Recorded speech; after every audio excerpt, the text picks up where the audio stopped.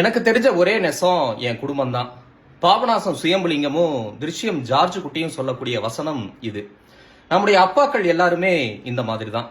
அந்த படத்துல வர்ற மாதிரி கடினமான சுச்சுவேஷன் அமைகிற வரைக்கும் சுயரூபத்தை வெளிப்படுத்தாத சுயம்புலிங்கங்களா தான் அப்பாக்கள் தன்னுடைய பாசத்தை வெளிக்காட்டிட்டு இருப்பாங்க. பொதுவா அம்மாக்கள் தன்னுடைய பாசத்தை கோபத்தின் மூலமாவோ இல்ல அழுகையின் மூலமாவோ வெளிப்படுத்துவாங்க. ஆனா அப்பாக்கள் தன்னுடைய உழைப்பின் மூலமாவோ பொறுப்பின் மூலமாவோ அதை வெளிப்படுத்திக்கிட்டே இருப்பாங்க. என்னை பொறுத்த வரைக்கும் உலகத்திலே ரொம்ப பெரிய மேஜிக் பாக்ஸ் எது தெரியுமா? நம்முடைய அப்பாவுடைய பர்ஸ் தான். ஏன்னா அந்த பர்ஸ்ல பணம் இருக்காது. நீங்க கேட்ட ஒரு விஷயம் எப்படியாவது உங்க கையில வந்து சேர்ந்திருக்கும். ஏன் வேணும், எதுக்கு வேணும் அப்படிங்கிற லெக்சர் இருக்கும். ஆனா கடைசியில அந்த பொருள் உங்க கையில இருக்கும். அதுதான் அப்பா. 5 வயசுல சூப்பர் ஹீரோவா தெரியுற அப்பா 50 வயசுல தான் மறுபடியும் சூப்பர் ஹீரோவா தெரிவாரு. அந்த இடைப்பட்ட காலத்துல அவர் ஒரு மோசமானவராவோ இல்ல கொடூரமானவராவோ இல்ல ஒரு வில்லனாவோ பல கதாபாத்திரங்கள்ல நமக்கு தெரிவாரு.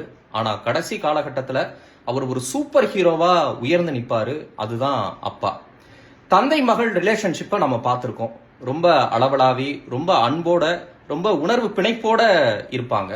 ஆனா இந்த தந்தை மகன் ரிலேஷன்ஷிப் பாத்தீங்கன்னா ரொம்ப அடித்தடியா இருக்கும்.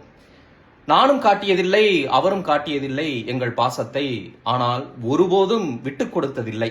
இந்த வரிகள் தந்தை மகன் ரிலேஷன்ஷிப்புக்கு தான் பொருந்தும். அது ஒரு தனி ட்ராக், ஒரு அழகான ட்ராக். ஆரண்ய காண்டம் படத்துல ஒரு வசனம் வரும், அப்பானா உனக்கு ரொம்ப பிடிக்குமா அப்படின்னு. அதுக்கு அந்த சின்ன பையன் சொல்லுவான், அப்படிலாம் கிடையாது, ஆனா அவர் எங்க அப்பா அப்படின்னு. அந்த வார்த்தையில எல்லாமே அடங்கி போயிடும். ஸோ அந்த வகையில தந்தை மகற்காற்றும் நன்றி அவையத்து முந்தி இருப்ப செயல் அப்படின்னு வள்ளுவர் சொல்லுவாரு. அவையில மட்டுமல்லாது அனைத்திலும் முந்தி நிற்க வேண்டும் என்னுடைய பிள்ளை அப்படின்னு நினைக்கக்கூடிய அப்பாக்கள் அனைவருக்குமே தந்தையர் தின வாழ்த்துக்கள்.